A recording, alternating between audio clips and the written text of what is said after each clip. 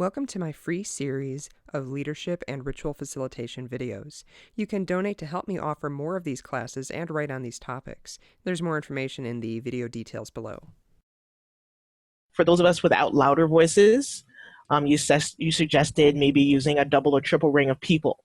Would you also suggest possibly having a small wearable microphone with an amp, just in case you can't actually reach those people in the back row? Mm-hmm. I mean, for some of us, although we're great ritualists, we just don't have loud voices.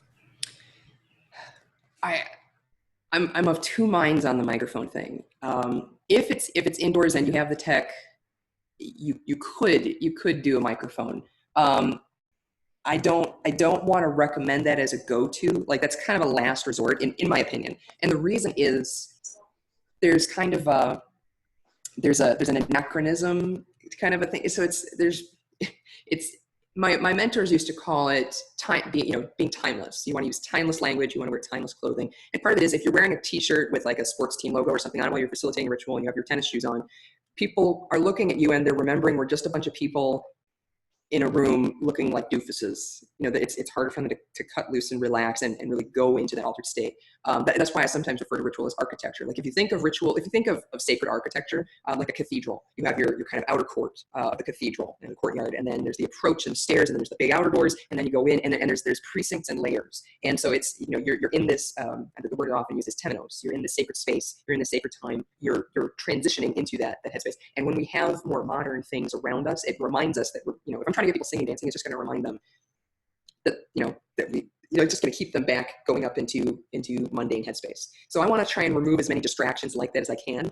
And a microphone can become that distraction because the microphone sound is different. People can forget about it after a certain point. Like, you might have to work a little harder at the beginning.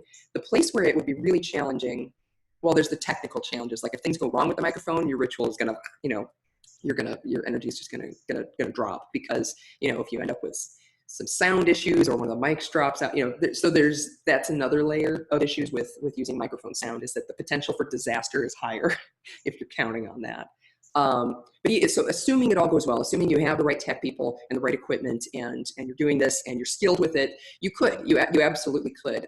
The place where it would probably be the most challenging is for leading chanting. But my guess is if you're ritualist without a big projecting voice, my guess is that they're not going to be the person leading chanting anyways, because that my guess would be that wouldn't be within their bailiwick. I could certainly be wrong, but that's kind of my that's my theory on that. So you can use microphones, but all of those caveats are, the caveats that I offer with that is that you really want to be careful if you're doing that, because there's potential for problems. If you have any questions about ritual facilitation or leadership for pagan groups, please feel free to contact me. I love questions, and I love writing articles or recording videos for actual issues that people are facing in the community. If this webinar is useful for you, please consider donating. It is my goal to make this education available for all, but to do that I have to pay the bills. I also have several books available, and there are links below under Show More, or you can contact me via my website or social media.